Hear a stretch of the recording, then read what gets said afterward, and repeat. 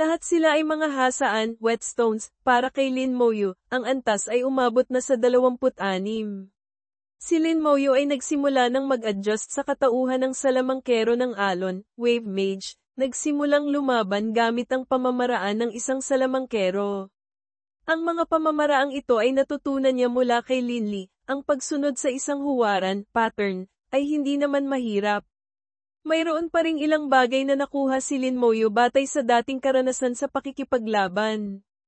Unti-unti, si Lin Moyu ay lalong nagiging sanay. Pareho silang may pananggalang na mahika, magic shield, sa katawan, nagsimulang umatake sa isa't isa. Hindi sila nakatayo lang, kundi tumatakbo habang lumalaban. Ang labanan ng isang salamangkero ay hindi lamang pagtayo at pag-atake. Iyon ay kapag may mga nangungunang kabalyero, knights, sa harapan. Ang salamangkero ay maaaring tumayo lang, maging parang kanan, maging ang pinagmumula ng pinakamalakas na kapangyarihan. Kapag nakikipaglaban sa kalaban, kailangang umatake habang umiiwas. Dati, sanay si Lin Moyu na ang hukbo ng Undead Legion, ang nagsisilbing harang sa unahan, o siya mismo ang direktang gumagamit ng baluting buto, bone armor, para maging buhay na panangga, living shield. Ang pagtakbo habang lumalaban na tulad nito ay marahil ang kanyang unang pagkakataon. Si Lin Li ngayon ay seryoso nang tumingin sa kanya. Nararamdaman niya na ang kanyang kalaban ay mabilis na lumalakas. Bukod dito, bakit tila pamilyar ang paraan ng pag-atake ng kalaban? Biglang napagtanto ni Lin Li na ito ay ganap na kopya ng kanyang sariling paraan ng pag-atake. Kung gayon, agad na binago ni Lin Li ang kanyang paraan ng pakikipaglaban, binago ang ritmo. Agad ding naka-adjust si Lin Moyu. Maya-maya, natutunan na naman ni Lin Moyu ang kanyang paraan ng pakikipaglaban. Muling napunta ang dalawa sa isang pantay na labanan, stalemate. Bagamat si Lin Li ay tila may kalamangan, ang kalamangang ito ay mabilis na napantayan ni Lin Moyu. Ang kakayahan sa pagkatuto ni Lin Moyu ay napakalakas, dagdagan pa ng kanyang napakayamang karanasan sa pakikipaglaban. Hindi nagtagal, natagpuan niya ang sarili niyang ritmo, nagsimulang balikteran ang sitwasyon. Natakot si Lin Li. Ang kakayahan sa pagkatuto ng kalaban ay masyadong malakas, hanggang sa puntong nakakatakot na. Hindi lamang natutunan ang kanyang paraan ng pakikipaglaban, kundi nagsimula na ring lampasan siya. Pareho silang may magkatulad na antas, katangian, at kakayahan. Ang pinaglalabanan ay ang husay sa pakikipaglaban, karanasan, at kakayahang umangkop sa lahat ng sitwasyon.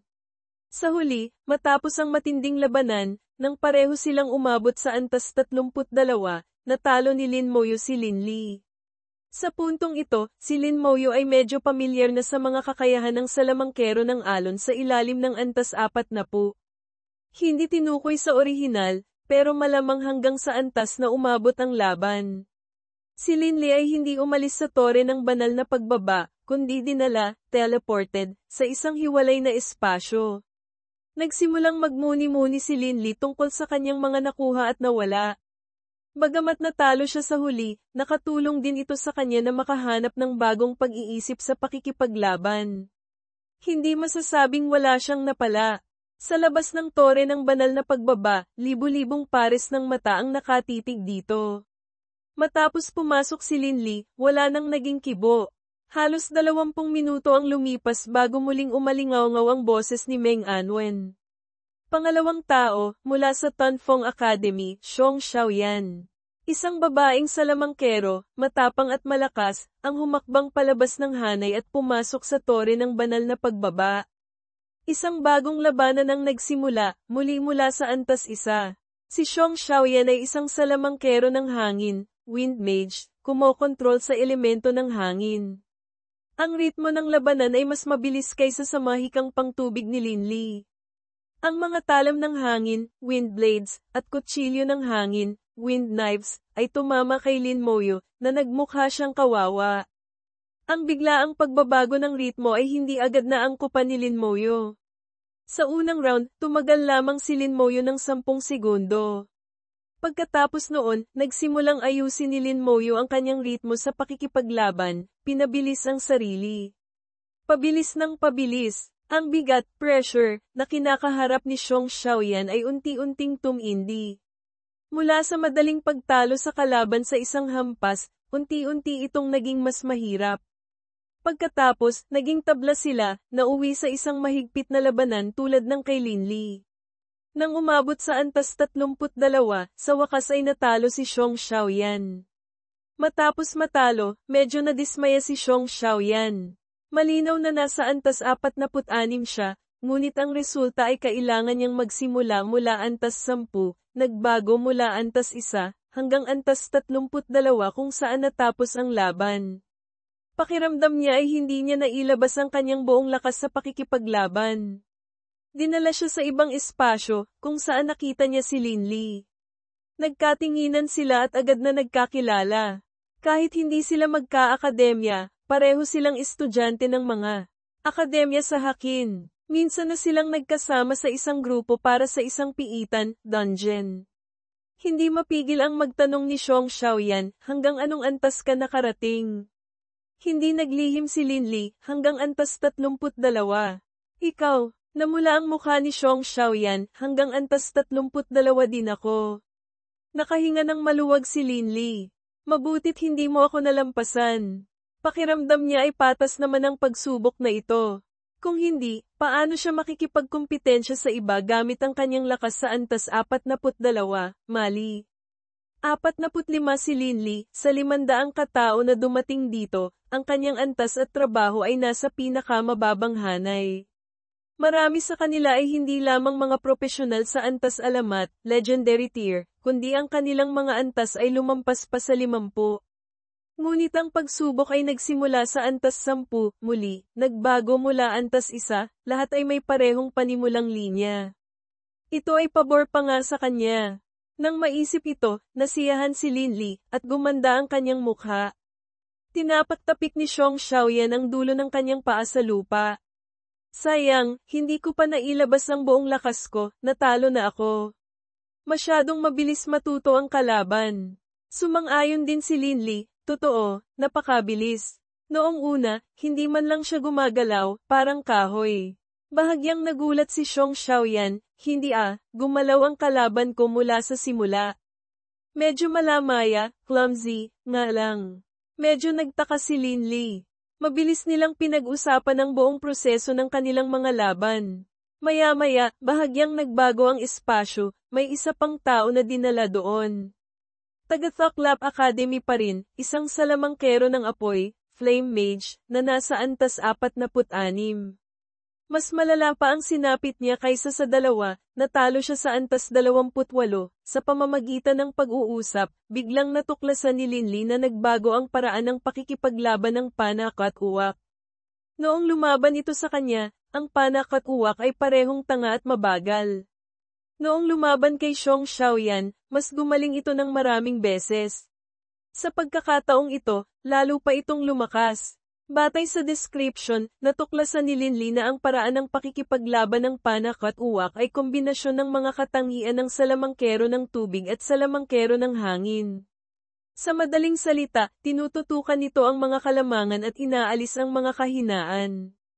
Ang lakas sa pakikipaglaban ay palakas ng palakas. May hula si Lin Li sa kanyang puso. Lumipas ang oras, isa-isang dinala ang mga tao sa hiwalay na espasyong ito. Lahat sila ay natalo ni Lin Moyo. Bukod dito, ang antas ng pagkatalo ay pababa ng pababa. Nang pumasok ang ika-10 tao, ang antas ng pagkatalo ay bumaba na sa antas 22, patunay na ang hirap ng pagsubok ay pataas ng pataas. Ang hula sa puso ni Lin Li ay lalong ilinaw, ngunit hindi pa rin siya lubos na sigurado. Nakita ni Xiong Xiaoyan ang kakaibang itsura ni Lin Li at pag-ulong na nagtanong, anong problema mo? Bumulong si Lin Li sa tainga ni Xiong Xiaoyan, may hula ako, pero hindi sigurado. Maghintay pa tayo ng kaunti. Ang mainit na hininga na tumama sa tainga ni Xiong Xiaoyan ay medyo nakakakiliti. Hindi niya mapigil ang mamula. Sige, maghintay ka. Pagkasabi nito, mabilis siyang tumakbo sa isang tabi, mag-isa sa isang sulok na walang tao. Ang kanyang magandang mukha ay medyo namumula pa rin, nakayuko, hindi alam kung ano ang iniisip. Ang hirap ng pagsubok ay patuloy na tumataas. Ngayon, ang antas ng pagkatalo ay bumaba na sa antas 18, may mga tao na namang dinala doon. Napansin ni Linli na lahat sila ay mga salamangkero, at lahat ay mga bihirang uri ng salamangkero. Walang ibang uri ng trabaho. Lalong naging sigurado si Linli sa kanyang hula. Ngayon ay naghihintay pa rin siya, naghihintay ng pinal na kasagutan. Sa wakas, isang kabalyero ang dinala. Isang banal na kabalyero, Holy Knight, na nasa antas 45. Isang nag-iisang kabalyero sa gitna ng grupo ng mga salamangkero, halatang medyo hindi komportable. Shujo, kilala siya ni Linli. Pareho silang nag-aaral sa Faklap Academy. Karaniwan, hindi masama ang kanilang relasyon, ilang beses na rin silang nagsama sa piitan. Hinayla niya si Shujo sa isang tabi at maingat na tinanong tungkol sa sitwasyon ng panak at uwak. Si Shujo ay tumagal hanggang antas 38. Mas magaling ng kaunti si Linli. Mali, si Shujo ang mas mataas, at siya, Shujo, ang may pinakamagandang resulta sa kasalukuyan. Bagamat nagtataka si Shujo, ikinwento pa rin niya ang buong proseso ng kanyang laban. Sa sandaling ito, ganap nang napatunayan ni Linli ang kanyang hula. Lumapit siya kay Xiong Xiaoyan at pabulong na sinabi, tulad ng hula ko. Lahat tayo ay naging hasaan para kay banal na General Lin, Divine General Lin. Tinaasa ng kilay si Xiong Xiaoyan, bakit mo nasabi? Sinabi ni Linli, nabasa ko na ang talambuhay ng isang eksperto sa Antas Diyos. Sinasabi doon na ang isang eksperto sa Antas Diyos ay kayang maunawaan ang sarili at maunawaan ang ibang mga trabaho. Noong una, hindi ko maintindihan ang ibig sabihin ng pangungusap na iyon. Ngayon, parang naiintindihan ko na. Ang pag-iisip ni Xiong Xiaoyan ay halatang mas simple. Sabihin mo na lang ng diretso. Napangiti si Linli ng mapait at pabulong na sinabi, ang ibig kong sabihin, ang lumalaban sa atin, ay maaaring si banal na General Lin mismo. Ha, napasigaw si Xiong Xiaoyan sa gulat, agad na tinakpan ni Linli ang kanyang bibig. Sinabi ni Linli, hinaan mo ang boses mo. Itong bagay na ito, tayo lang ang nakakaalam. Huwag na huwag mong ipagsasabi. Nagtanong si Xiong Xiaoyan gamit ang mga mata, bakit? Sinabi ni Linli, narinig ko na ang guro ni banal na General Lin ay si Bai Shen, Bai Yiwen. Si Bai Shen at si An Shen, Meng Anwen, ay matalik na magkaibigan. Hula ko lang ito. Kahit sabihin ko pa, walang maniniwala.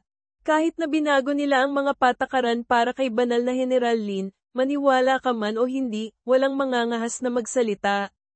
Ang kasikatan ni Lin Moyo ngayon ay parang araw sa katanghalian, puno ng liwanag. Walang mangangahas na pag-usapan siya sa likuran. Sa wakas ay naunawaan ni Xiong Xiaoyan. Tumango siya ng malakas. Sa sandaling ito, biglang may umalingaw-ngaw na boses sa tainga ni Linli. Matalino rin pala ang batang ito. Ang bagay na ito ay hindi dapat kumalat sa labas. Lunukin mo na lang yan sa tiyan mo. Boses yun ni Meng Anwen. Tanging si Linli lamang ang nakarinig. Nagbago ang mukha ni Linli, agad na nanahimik, hindi na nang ahas pang magsalita. Nagtatakang nagtanong si Xiong Xiaoyan, bakit? Umiling si Linli. Si An Shen, ang nagsalita sa akin. Ang bagay na ito ay talagang hindi dapat kumalat. Lunukin natin sa tiyan. Nanlaki ang bibig ni Xiong Xiaoyan sa gulat, nagmamadaling tumango. Alam ko na, si Lin Moyo ay dumaan sa sunod-sunod na labanan. Mula sa mga trabahong uri ng salamangkero, patungong kabalyero, at pagkatapos ay asasino, assassin. Sa ilalim ng pagsasaayos ni Meng Anwen, lumaban si Lin Moyo sa lahat ng propesyonal, naunawaan at natutunan ang lahat ng kanilang kakayahan mula antas 40 pababa. Kasabay ng pag-usad ng mga labanan, lalong bumilis ang pag-unlad ni Lin Moyo. Ang kanyang pag-unawa sa bawat trabaho ay lalong lumalalim. Bawat trabaho ay may sariling katangian, magkakaibang paraan ng pakikipaglaban, at sariling mga kalamangan at kahinaan. Walang trabahong perpekto. Gaano man kalakas ang isang trabaho, mayroon pa ring mga depekto. Kahit ang kanyang necromancer, na mukhang napakalakas at walang kapantay na sa antas 40 pa lang ay kayang haminin ang antas 70 ay mayroon ding mga di kasakdalan. Ang trabaho ay maaaring hindi perpekto, ngunit ang propesyonal ay dapat maging perpekto. Kahit hindi makamit ang ganap na pagiging perpekto, walang anumang kapintasan, dapat pa ring magsikap ng husto, hangarin ang pagiging perpekto. Ito ang pundasyon para maging isang eksperto sa antas Diyos. Sina Yan Guangsheng at Bai Yiwen ay natuto tungkol sa iba't ibang trabaho sa pamamagitan ng pakikipaglaban sa bawat isa.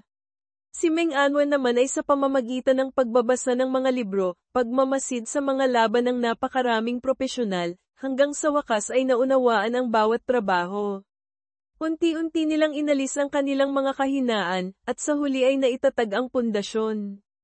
Ngunit ang paggawa nito ay hindi kasing perpekto ng kasalukuyang paraan ni Lin Moyo. Si Lin Moyo ay naging napakaraming uri ng trabaho at direktang naranasan ang mga ito.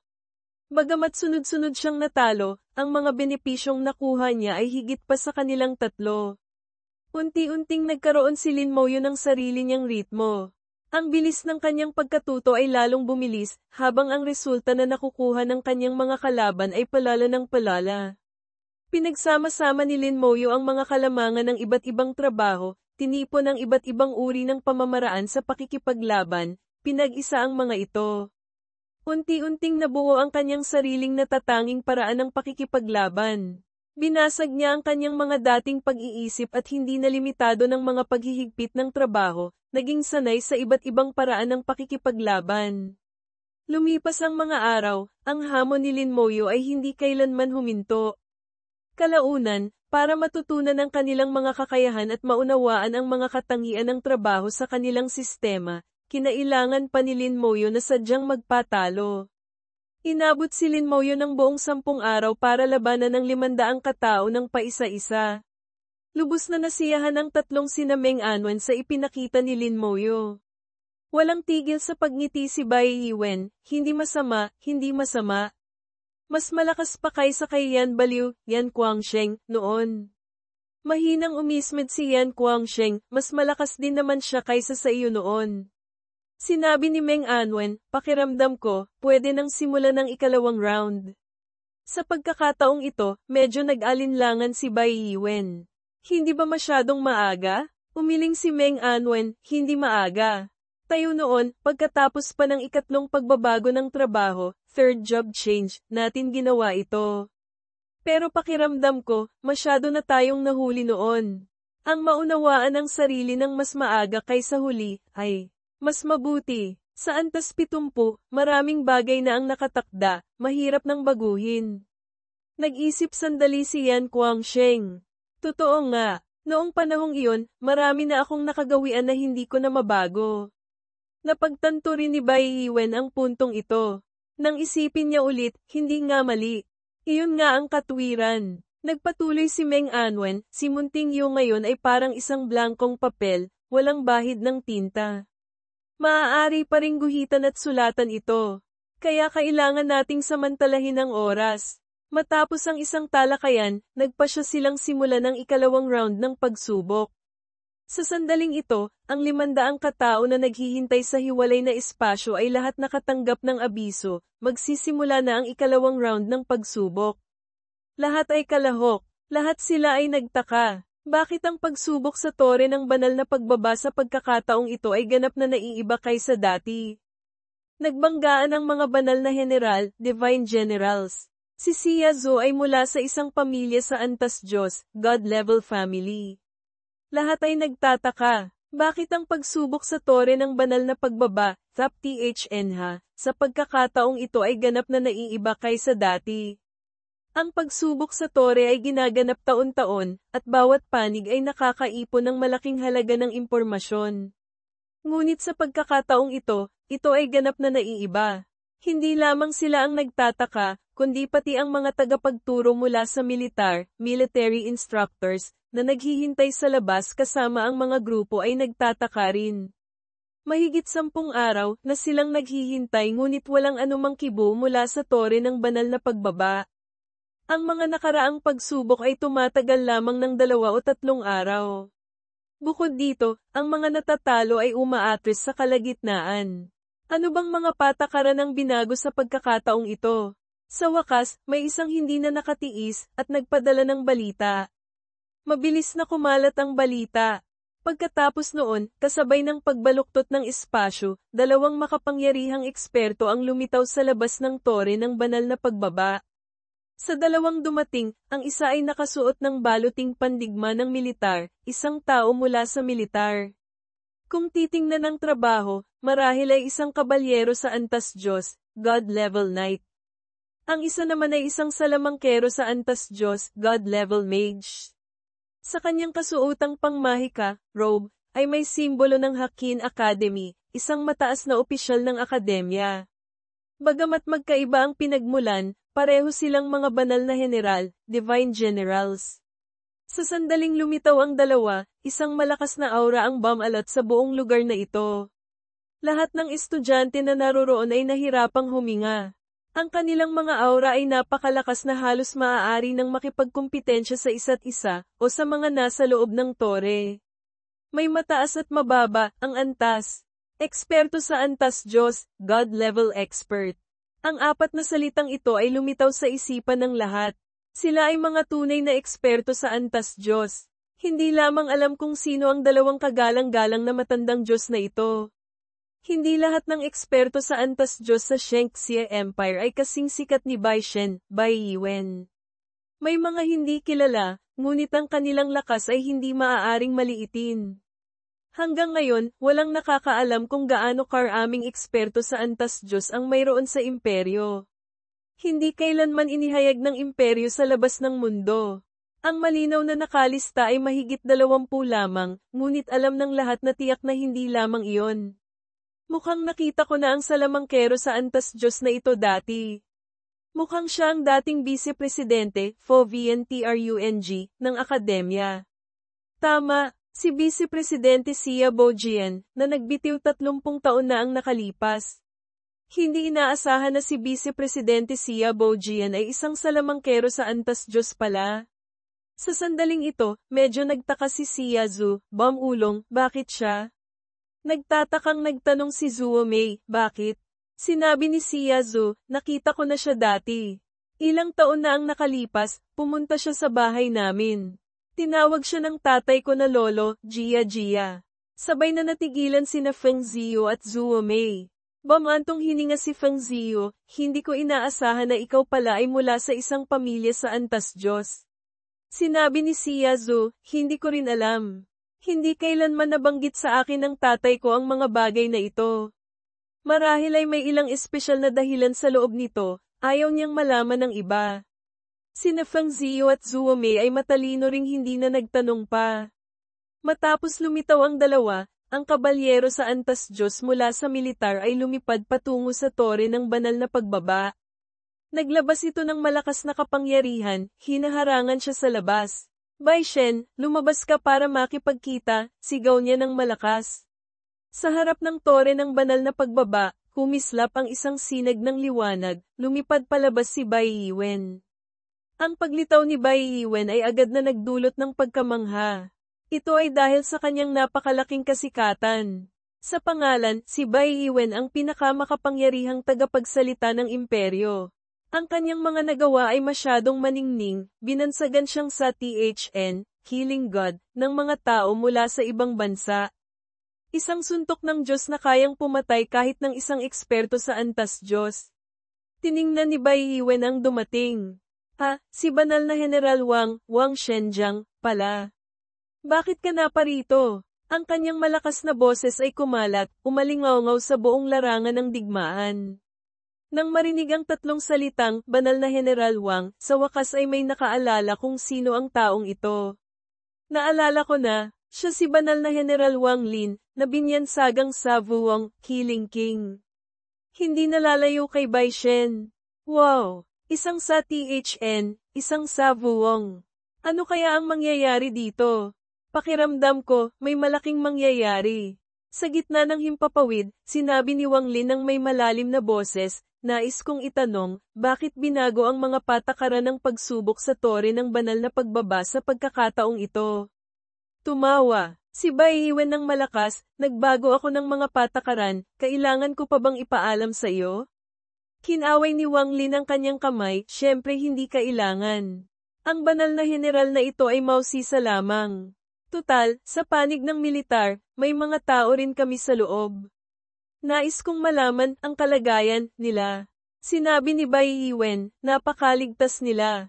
Kung may panganib sa loob ng tore ng banal na pagbaba, wala nang ligtas na lugar sa buong lahi ng tao. Sinabi ni Wang Lin, nais kong pumasok at tumingin. Tumawa si Bai Yiwen ng malakas, Wang Lin, nagbibiro ka ba? Huwag mong kalimutan ang iyong katayuan. May karapatan ka bang pumasok? Bawat taon, binibigyan namin kayo ng 100 pwesto sa tore ng banal na pagbaba, sapat na yang pagiging magalang. Kung hindi ka mapakali, sa susunod na taon, ang mga pwestong ito ay hindi na ibibigay. Ikaw, nagdilim ang mukha ni Wang Lin, ngunit hindi siya makapagsalita. Ang mga dahilan nito ay siya lamang ang nakakaalam. Sa sandaling ito, lumipad palapit si Xia Bojian. Ginoong Bai Shen, maaari po bang pumasok ang matandang ito para tumingin sandali? Ang mga estudyante mula sa aming Hakin Academy ay 400. Medyo hindi ako mapakali. Ang sabihing hindi mapakali ay kasinungalingan, ang pagnanais na mag-imbestiga ang totoo. Umiling pa rin si Bai Yiwen, hindi pwede. Ang ganitong sagot ay lalong nagparamdam sa dalawa na may problema. Bumulong si Xia Bojian, narinig ko na si banal na General Lin Moyo ay nasa loob din. Bukod dito, siya ay iyong disipulo. Hindi kaya. Biglang may naisip si Wang Lin, malamig na sinabi, Bai Yiwen, hindi kaya ikaw. Ang kanyang kilos ay tila nagsasabing, kapag hindi tayo nagkasundo, aatake ako. Hindi siya pinansin ni Bai Yiwen. Kung anong gusto mong isipin, isipin mo. Kung gusto mong umatake, sasamahan ka ng matandang ito hanggang sa huli. Tumawa si Wang Lin ng malakas, ang killing intent, Saki, sa kanyang katawan ay kumukulo. Bigla, isang malakas ngunit dalisay na killing intent ang bumagsak mula sa langit, naging isang higanting talam, saber, dumiretso sa ulo ni Wang Lin. Nagbago ng husto ang mukha ni Wang Lin, mabilis siyang umatras. Ang kaunting killing intent niya ay walang-wala kumpara sa killing intent ng talam ng digmaan na ito. Ang talam ng digmaan na puno ng killing intent ay hindi tumama, sumabog ito sa gitna ng himpapawid. Gumawa ng malakas na pagsabog. Pagkatapos, ang kumukulong killing intent ay binawi. Lumipad palabas si Yan Guangsheng mula sa tore ng banal na pagbaba. Batang may apelyidong Wang Lin, gusto mo na namang mabugbog? Si Yan Guangsheng ay hindi man lang magalang, wala ring respeto kay Wang Lin. Ang killing intent sa kanyang katawan ay kumukulo na, parang isang haligi ng usok na babala, tumusok diretso sa langit. Ang langit at lupa ay nagdilim, ang araw ay naging gabi. Dati, matapos paalalahanan ni Lin Moyo, si Yan Guangsheng ay naliwanagan. Ang kanyang killing intent ay naging mas dalisay, at ang kanyang kakayahan sa pakikipaglaban ay mas malakas kaysa dati. Sa sandaling ito, lalong natakot si Wang Lin, hindi nang ahas magsalita. Alam ni Wang Lin na hindi siya kalaban ni Yan Guangsheng. Hindi niya lang inaasahan na si Yan Guangsheng ay lilito dito. Ito ay isang baliw, mas baliw pa kaysa kay Bai Yiwen. Bagamat si Bai Yiwen ay tinatawag na sa THN, iyon ay para lamang sa labas ng mundo. Sa mga tao ng kanyang sariling imperyo, siya ay napakabait pa rin. Ngunit iba si Yan Guangsheng. Kapag sumiklab na ang kanyang pagiging mamamatay tao, wala siyang pakialam kung sino ito, papatayin niya lahat. Hinawakan ni Yan Guangsheng ang kanyang talam at itinuro kay Wang Lin. Hindi ba't gusto mong humingi ng turo? Humanap tayo ng lugar at maglaban hanggang kamatayan. Kaunting kibot lang, laban hanggang kamatayan. Lihim na nagmura si Wang Lin. Baliw ang taong ito. Hindi siya sumagot. Hindi siya nang ahas sumagot. Kung pumayag siya, baka ang munting buhay niyang ito ay dito na magwakas. Ngumiti si Xia Bojian ng mabait, Ginoong Yan Shen, kung mayroon man, pag-usapan natin ng mahinahon. Nag-aalala lamang kami sa sitwasyon ng mga estudyante. Tumawa si Yan Guangsheng ng mapakla, nag-aalala ka pa sa puwet mo. Tigilan mo na ang kalokohan dito para sa matandang ito. Sasabihin ko sa iyo ang totoo, kung gusto mong pumasok, imposible. Pero kung gusto mong lumaban, lumaban ka. Kapag napatay mo ang matandang ito, papapasukin ko kayo. Agad na napunta ang dalawa sa isang sitwasyong wala ng atrasan, caught in a bind. Paano lalaban? Hindi talaga kayang labanan. Sa sandaling ito, dahan-daang umalingaw-ngaw ang boses ni Meng Anwen. Presidente Xia, kung hindi ka naniniwala sa akin, simula sa susunod na taon, ang tore ng banal na pagbaba ay aalis na sa Hakin Academy. Biglang nagbago ang itsura ni Xia Bojian. Sa sandaling ito, napagtanto niya kung sino ang tunay na may-ari ng tore ng banal na pagbaba. Ang tore, sa pangalan, ay pag-aari ng Hakin Academy, at ganoon na nga sa loob ng maraming taon. Ngunit sa puso niya, malinaw na ang relasyon nila ay kooperasyon lamang. Kung hindi masaya si Meng Anwen, maaari siyang umalis sa Hakin Academy anumang oras. Naniniwala siyang anumang akademya ay magbubukas ng daan para salubungin ang pagdating ng tore ng banal na pagbaba. Kung sasabihin niyang tumigil, wala siyang ganoong kalaking impluwensya. Ngayon, mukhang ang tatlong nangungunang eksperto sa antas Diyos ng lahi ng tao sina Meng Anwen, Bai Yiwen, at Yan Guangsheng ay nasa iisang panig. Ang kombinasyong ito, sino ang mangangahas na galawin? Bukod dito, alam niya na maliban sa tatlong ito, may iba pang mga nilalang nakapantay nila. Sila ay matatalik na kaibigan, kahit na magkakaibigang handang mamatay para sa isa't isa. Kung talagang maglalaban, hindi malayong ang Hakin Academy ay mapipinsala ng kalahati. Sa isang iglap lamang, maraming naisip si Xia Bojian. Pagkatapos ay ngumiti siya at sinabi, ako ang naging mapusok. Ginoong Anshen, huwag po kayong magalit. Pagkasabi nito, umatras na siya. Hindi na nagsalita pa si Meng Anwen. Sa sandaling ito, sa itaas ng tore ng banal na pagbaba, nagliwanag ito. Ang buong tore ay umuga ng malakas. Sa himpapawid, lumitaw ang isang higanti at mar-angle na porma sayon, array diagram. Ako si Meng Anwen, may nais sabihin muna. Sa militar, ang mga banal na general ng inyong paksayon ay hindi papayag ang tumapak kahit kalahating hakbang sa tore ng banal na pagbaba. Banal na General Wang Lin, ngayon, ikaw ang unang lumabag sa patakaran. Ituturing kong ito ang iyong unang pagkakasala. Ang ataking ito ay isang maliit na parusa, bilang babala. Ang boses ni Meng Anwen ay hindi kumukulo sa killing intent tulad ng kay Yan Guangsheng, ngunit nagpabago ito ng husto sa itsura ni Wang Lin. Sa sandaling ito, naalala niya kung gaano nakakatakot si Meng Anwen sa kanyang alaala. Naalala niya kung paano hinawakan ni Meng Anwen ang tore ng banal na pagbaba sa kanyang kamay. Ngayon, hindi na siya makapag-isip pa ng marami. Ang pagprotekta sa buhay na ito ang pinakamahalaga. Isang banal na apoy, divine flame, ang sumiklab mula sa kanyang katawan. Lilang apoy ang tumira diretso sa langit. Ang lakas ng kanyang buong katawan ay kumukulo. Hindi pwedeng hindi kumulo. Kung hindi kumulo, mamamatay siya.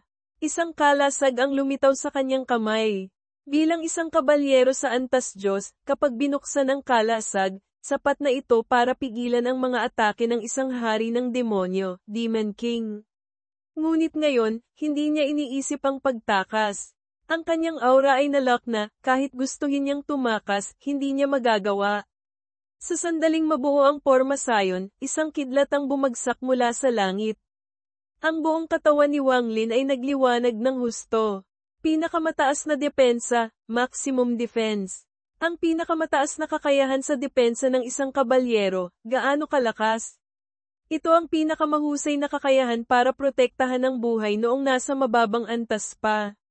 Ngayon na nasa antas Diyos na siya, ang kakayahan ay umangat na sa sukdulan, lalong naging hindi magagapi sa estado ng pinakamataas na depensa. Ngunit kahit gayon, nararamdaman pa rin ni Wang Lin na siya ay nasa ilalim ng banta na tiyak na ikamamatay. Ang kidlat ay tumama sa kanyang katawan, agad na sumabog sa nakakasilaw na liwanag. Ang buong lungsod ng Hakin ay naliwanagan ng husto, tila may ilang araw pang lumitaw sa kalangitan. Sa isang sigaw ng paghihirap, si Wang Lin ay lumipad palabas mula sa kidlat, may dalang itim na usok, na wala sa kalayuan. Kahit na na-activate niya ang pinakamataas na kakayahan sa depensa, malubha pa rin siyang nasugatan sa ilalim ng atake ni Meng Anwen. Pinunasan ni Xia Bojian ang malamig na pawis sa kanyang noo. Ang lakas ni Meng Anwen ay ganap na lumampas sa kanyang inaasahan. Talagang hindi ka panipaniwala. Sa kanyang alaala, ang huling beses na umatake si Meng Anwen ay ilang dekada na ang nakalipas. Sa panahong iyon, nagdulot ito ng takot sa buong mundo. Sa sandaling iyon din nagkaroon ng alitan si Meng Anwen sa ilang malalaking personalidad sa militar. Sina Meng Anwen at Bai Yiwen ay parehong mga banal na general, mayroon ding malaking impluwensya at kapangyarihan sa militar, ngunit hindi sila kasando ng mga tao mula sa ibang paksayon. Kung saan man pumunta ang tore ng banal na pagbaba, ang mga banal na general ng kabilang paksayon sa militar ay aatras, iiwas. Alam ito ng mga nasa antas nila. Ngayon, si Wang Lin ay pinarusahan dahil sa paglabag sa patakaran. Dahil nangyari na ito ngayon, kahit anong gawin ng tatlong sina Meng Anwen, maaari lamang siyang tumayo at manood. Hindi man lang siya maaaring makialam. Nang makitang umalis si Wang Lin ng mukhang kawawa, ngumisi si Yan Guangsheng, basura talaga. Dati ng basura, ngayon mas basura pa. Tumawa si Bai Yiwen ng malakas, ang basura ay basura magpakailanman. Sa sandaling ito, tiningnan ni Yan Guangsheng si Xia Bojian. May kailangan ka pa ba? Nagmamadaling sinabi ni Xia Bojian, wala na po, wala na. Mauna na po kayong maging. Abala, mga ginoo. Maghihintay na lang ako sa labas. Pagkasabi nito, mabilis na lumipad palayo si Xia Bojian mula sa tore ng banal na pagbaba. Sina Bai Yiwen at Yan Guangsheng ay pumasok na rin pabalik sa tore ng banal na pagbaba. Kahit anong ginagawa nila ngayon sa loob ng tore, hindi nang ahas si Xia Bojian na magsalita ni isang salita. Hindi kayang banggain, naisip ni Xia Bojian. Sakto namang napalingon siya at nakita si Xia Zhu na nakatayo hindi kalayuan. Mabilis niyang binago ang direksyon, lumipad patungo kay Xia Zhu. Hindi inaasahan ni Xia Zhu na lalapit si Xia Bojian. Kusa siyang tumawag, Lolo, Jia. Diretsahang sinabi ni Xia Bojian, Munting Zhu, Little Zhu, sumali ka rin pala sa Hakin Academy, ano? Bakit hindi sinabi sa akin ni Dongyang? Tila may kaunting paninisi ito kay Xia Dongyang, ama ni Xia Zhu. Hindi pa nakakasagot si Xia Zhu nang bamantong hininga si Xia Bojian, galit pa rin sa amin si Dongyang. Malaki talaga ang galit niya, ano? Napakaraming taon na ang lumipas, di naramdam pa rin niya. Hindi sumagot si Xia Zhu. Ang mga bagay ng nakaraang henerasyon, hindi niya rin alam ng husto. Hindi rin ito nabanggit sa kanya ni Xia Dongyang. Sinabi ni Xia Bojian, kung nag-aaral ka sa Hakin Academy, mabuti yan. Nandito si Lolo. Sa hinaharap, walang mangangahas na mang-api sa iyo sa akademya. Ngumiti si Xia Zhu, makakaasa po kayo, Lolo. Walang mang-aapi sa akin sa paaralan. Sa sandaling ito, tumingin si Xia Bojian kay Feng Ziyu. Ikaw ay mula sa pamilyang Feng, tama? Alam ni Feng Ziyu na hindi na niya may tatago pa, kaya sinabi niya, si Feng Ziyu po, nagbibigay galang kay Ginoo.